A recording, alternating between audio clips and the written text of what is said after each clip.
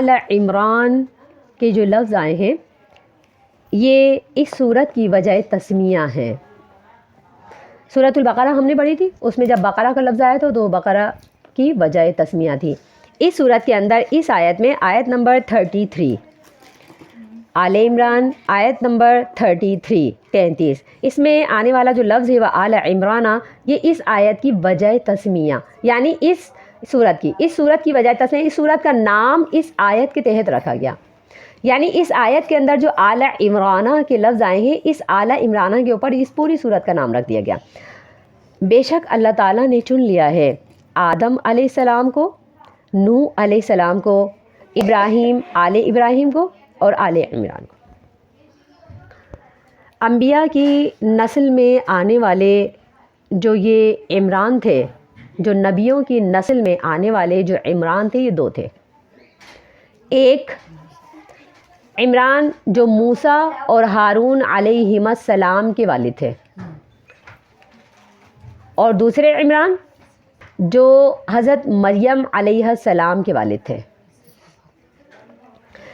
تو اس آیت کے اندر جو عمران کا جو نام ہے، جو اسم استعمال کیا ہے، یہ عمران دوسرے والے عمران ہے، یعنی کہ مریم علیہ السلام کے والد۔ تو یہاں جو عمران ہے یہ موسیٰ علیہ السلام کے والد نہیں ہیں، بلکہ یہ مریم علیہ السلام کے والد عمران تھے، یہ ان کے یعنی کہ والد کا نام ہے، مریم علیہ السلام کے والد کا نام ہے۔ اللہ فرماتے ہیں کہ بے شک اللہ تعالیٰ نے آدم علیہ السلام کو چن لیا ہے۔ آدم علیہ السلام کی اللہ تعالیٰ نے تعریف فرمائی کیونکہ وہ تمام خلقت کے باپ ہیں، تمام ذریت کے باپ ہیں۔ آدم علیہ السلام سے جو نوح علیہ السلام کا ذکر فرمایا تو فرمایا کہ آدم علیہ السلام کی پوری یعنی کہ جو نبوت آئی ہے، جو زندگی ہے، اس کے اندر تمام لوگ مسلمان تھے، اللہ کو ماننے والے تھے، موحد تھے۔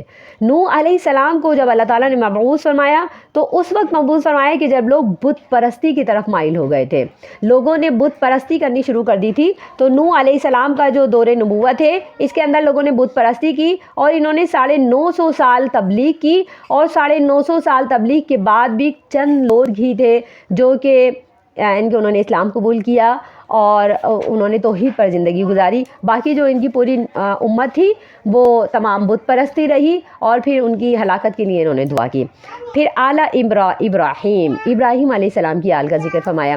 ابراہیم علیہ السلام سے تمام تقریباً جتنے بھی انبیاء آئے ہیں وہ ابراہیم علیہ السلام کے جو بیٹے ہیں اسحاق علیہ السلام، یعنی جتنے بنی اسرائیل میں تقریباً جو انبیاء آئے ہیں وہ اسحاق علیہ السلام کی اولادوں سے آئے، اور پھر جو آخری جو نبی صلی اللہ علیہ وسلم جو آئے ہیں وہ اسماعیل علیہ السلام کی اولاد سے آئے۔ تو اللہ تعالیٰ نے آل ابراہیم کا ذکر فرمایا، اور آل عمران یعنی کہ عمران یہ ابھی فرمایا ہے کہ مریم علیہ السلام کے جو والد تھے ان کا نام ہے۔ تو عیسائیت کے جو ان کے جس طریقے سے عیسائیت پھیلی ہے تو ان کا بھی جو ذکر ہے، اس گھرانے کا بھی اللہ تعالیٰ نے ذکر فرمایا کہ وآل عمران علی العالمین۔ اللہ تعالیٰ نے تمام جہانوں پر ان تمام جو انبیاء ہیں، 4 نبی ہیں، ان کو فوقیت دی ہے، انہیں چنا ہے، انہیں ترجیح دی ہے۔ وآل عمران ذریۃ بعضها من بعض، یہ ایک دوسرے کی اولادوں میں سے ہیں، یعنی یہ نبی اس طرح سے ہے کہ کچھ نبی آئے اور ان کی اولادوں میں سے دوسرے یعنی کہ ان کے بیٹے پیدا ہوئے اور پھر ان سے نسلیں بڑھیں، پھر چلتے چلتے ان کی اولادوں میں سے نبی آئے، پھر آگے ان کی اولادیں رہیں، اور پھر ان کی اولادوں میں سے پھر یعنی کہ ان کی نسلیں پلٹی ہیں اور پھر ان کی اولادوں میں سے نبی آئے۔ تو فرمایا کہ اس کا ایک معنی تو یہ ہے کہ ذریۃ بعضها من بعض، یہ چلتے چلتے نبی ایک دوسرے کی اولادوں میں سے ہی چلتے چلے آ رہے ہیں۔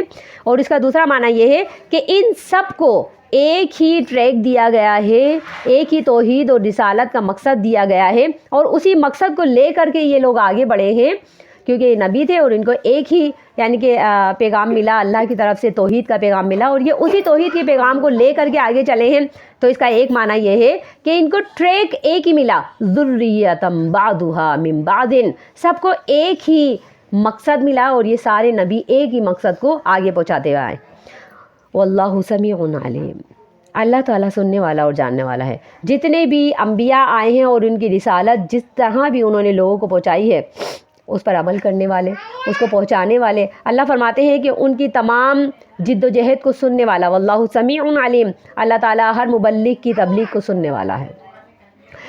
ہر رسول کی رسالت کی پہنچانے کے طریقے کو سننے والا ہے۔ واللہ سمیع علیم، اللہ تعالیٰ سننے والا بھی ہے۔ اور اگر کوئی انسان کہہ کر کے اپنی بات نہ پہنچائے اور یہ کوشش کرتا ہے کہ میں آگے رسالت کا کام کروں یا یہ ہے کہ لوگوں کو تبلیغ کا کام کروں، اور اس کے مقاصد کیا ہیں، اللہ تعالیٰ فرماتے ہیں علیم، اللہ تعالیٰ ان کے مقاصد کو بھی جاننے والا ہے۔ اذ قالت امرأۃ عمران ربی انی نذرت لک ما فی بطنی محررا فتقبل منی انک انت السمیع العلیم۔ اذ قالت امرأۃ عمران، آل عمران کا ذکر فرمایا، اللہ فرماتے ہیں وَإِذْ قالت امرأۃ عمران، اس وقت کو یاد کرو کہ جب کہا تھا عمران کی بیوی نے ربی انی، اے میرے رب، بے شک میں نے نذرت لک، تیرے لیے منت مانی ہے، ما فی بطنی، جو میرے پیٹ میں ہے، محررا، آزاد، فتقبل منی، تو مجھ سے اس کی نظر قبول فرما، انک انت السمیع العلیم، بے شک تو سننے والا جاننے والا ہے۔ اللہ فرماتے ہیں کہ اس وقت کو یاد کرو کہ جب عمران کی بیوی نے یہ منت مانی تھی کہ اے میرے رب، میں اپنے پیٹ میں جو محررن، آزاد ہے، یعنی عیسائیوں کے اندر یہ ایک رسم تھی کہ وہ اپنے کسی بھی بچے کو، یعنی مذکر بچے کو، بیٹے کو اللہ کے لیے خاص کیا کرتے تھے۔ یہ ان کے یہاں ایک منت کا طریقہ کار چلا آ رہا تھا کہ وہ اپنے کسی بھی ایک بیٹے کو اس بات کے لیے وقف کر دیا کرتے تھے کہ وہ جا کر کے بس اللہ کے لیے خاص رہے گا، بیت المقدس میں ہی رہے گا، بیت المقدس میں وہ لوگوں کی خدمت کرے گا، دین کے پیغامات پہنچائے گا، بس اللہ والا بن کر رہے گا، اور ہم اسے اپنے حقوق سے مبرہ کرتے ہیں، بس ہم اپنے حقوق سے عاری کرتے ہیں، اب وہ ہمارے لیے کوئی کام نہیں کرے گا، نہ ہمیں کما کر کھلائے گا، نہ ہمیں کوشش کر کے دے گا، ہم اپنے لیے جو کچھ کریں گے کر لیں گے، بس ہم اپنی اس اولاد کو اللہ کے لیے وقف کرتے ہیں۔ تو یہ عیسائیوں میں ایک طریقہ کار چلا آ رہا تھا۔ تو عمران جو تھے انہوں نے بھی، ان کی بیوی نے یہ ایک منت مانی کہ جب وہ پریگننٹ ہوئی ہیں، اول تو وہ پریگننٹ ہو نہیں رہی تھی، کہتے ہیں کہ بہت عرصہ ہو گیا تھا کہ ان کی اولاد نہیں ہوتی تھی۔ ایک وقت ایسا آیا ایک روایت کے مطابق کہ انہوں نے کسی چڑیا کو دیکھا کہ وہ اپنے بچوں کو دانہ کھلا رہی ہے، تو ان کے دل میں ایک خیال آیا کہ میری اولاد نہیں ہے اور میرے بھی اولاد ہو، تو انہوں نے دعا کی اللہ سے، تو اللہ تعالیٰ نے انہیں حاملہ کر دیا۔ جب وہ حاملہ ہوتی ہیں تو شکرانے میں اللہ سے منت مانتی ہیں کہ اللہ تو نے اس دعا کو قبول کیا اور تیری یعنی کہ ایک نظر ہے کہ جس کی وجہ سے میری یہاں اولاد ہو رہی ہے، میں منت مانتی ہوں کہ میری جو پہلی اولاد ہے اللہ، میں اسے تیرے لیے وقف کرتی ہوں۔ عمران بیوی نے یہ منت مانی کہ اللہ، یہ چونکہ تو نے میری دعا کرنے سے مجھے پریگننٹ کیا ہے، تو میری جو بھی اولاد ہے محررن، آزاد۔ تو کہا کہ محررن، آزاد کا مطلب یہ ہے کہ یعنی کہ ایک تو یہ ہے کہ مذکر اولاد، جو میرے پیٹ میں مذکر اولاد ہوگی، اس کو میں تیرے لیے، صرف تیرے لیے آزاد کر دوں گی، اور ہم اسے اپنے حقوق والدین نہیں طلب کریں گے، حقوق معاش طلب نہیں کریں گے، بلکہ ہم اسے تیرے لیے آزاد چھوڑ دیں گے۔ تو فتقبل منی، کہا اے اللہ، میں یہ منت مانگتی ہوں، تو میری منت قبول کر لے، بس میں یہ جو اولاد تجھے دے رہی ہوں تو میری اولاد قبول کر لے، انک انت السمیع العلیم، اور تعریف کی اللہ کی، اور کہا کہ اللہ تو سننے والا اور تو جاننے والا ہے، جو منت میں اپنے منہ سے مان رہی ہوں اللہ تو نے سن لیا، اور جو دل میں میرے خواہش ہے اسے تو جاننے والا ہے، تو اللہ میری اس منت کو قبول فرما۔ فلما وضعتها قالت ربی انی وضعتها انثى واللہ اعلم بما وضعت وليس الذکر كالانثى وانی سمیتها مریم وانی اعیذها بک وذریتها من الشیطان الرجیم۔ فلما وضعتها، پھر جب اس نے اسے جنم دیا، اپنے بچے کو جنم دیا، قالت، اس نے یہ کہا، ربی انی، اے میرے رب، بے شک میں نے تو جنا ہے اسے انسا، بیٹی، اے میرے رب میں نے تو بیٹی جنی ہے، واللہ اعلم بما وضعت، حالانکہ اللہ جانتا ہے جو بھی اس نے جنا، ولیس الذکر کالانثی، کہنے لگی بیٹا بیٹی کی طرح تو نہیں ہوتا، وانی سمیتها، اور بے شک میں نے اس کا نام رکھا ہے مریم، وانی اعیذها بک، اے اللہ بے شک میں اسے تیری پناہ میں دیتی ہوں، وذریتها، اور اس کی اولاد کو بھی تیری پناہ میں دیتی ہوں، من الشیطان الرجیم، شیطان مردود سے۔ فلما وضعتها، جب انہوں نے منت مان لی، پھر جب ان کی پریگننسی پوری ہوتی ہے اور بچے کی پیدائش ہوتی ہے، تو کہتی ہیں قالت ربی انی وضعتها انثى، اے اللہ یہ تو میرے ہاں لڑکی پیدا ہو گئی، یہ کیا ہوا؟ تو واللہ اعلم بما وضعت، یہ انہوں نے کہہ کر کے اللہ سے کہا، اے اللہ میں نے تجھ سے منت کہہ کر کے مانی تھی. کہتی ہیں انک انت السمیع العلیم، ان کا عقیدہ یہ ہے کہ اللہ تو سننے والا ہے، ہر بات اللہ سے کرتی ہیں. ہمارے یہاں تو پڑوسنوں سے کرتے ہیں نا، بہنوں سے کرتے ہیں، سگی بہنوں سے، ماؤں سے فون کر کے کہتے ہیں یہ کیا ہو گیا ماں، یہ کیا ہو گیا، یہ میں نے تو ایسا نہیں سوچا تھا. یہ اللہ سے رابطہ کرتی ہیں. تو اللہ سے کوئی بھی بات کہی جا سکتی ہے، اچھے لوگوں کی سنت ملتی ہے.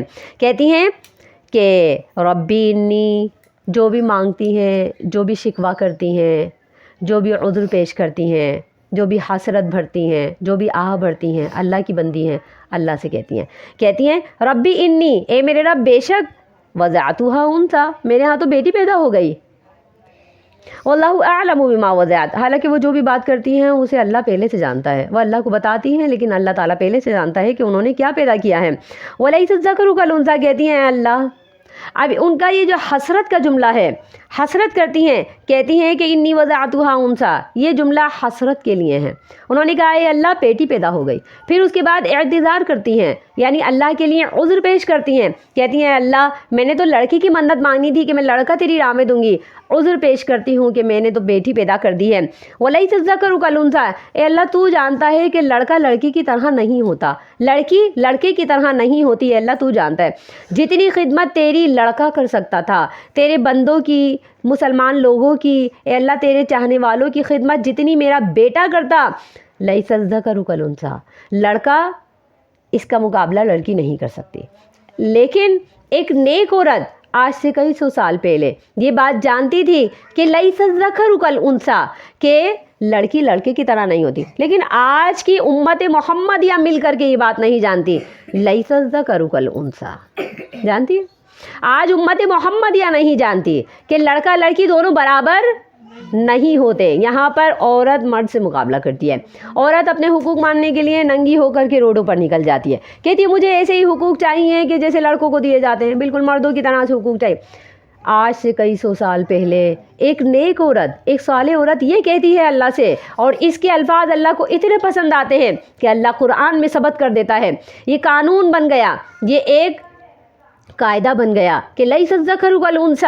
فرمایا کہ عورت مرد برابر نہیں ہیں، لڑکے لڑکی برابر نہیں ہیں. جیسے مرد خدمت کر سکتا ہے بالکل اسی طریقے سے، اسی لیول کی خدمت عورت نہیں کر سکتی.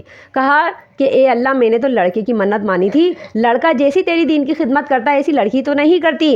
انی سمیتھا مریم، یہ لڑکی پیدا ہوئی ہے تو اللہ میں نے اس کا نام مریم رکھ دیا.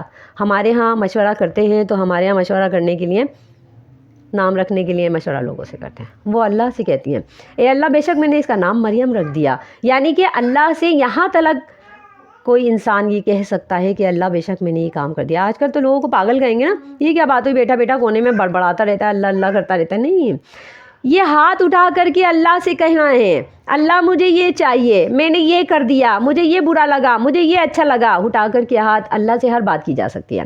یہ اللہ والی ہیں، اللہ سے ہر بات کرتی ہے.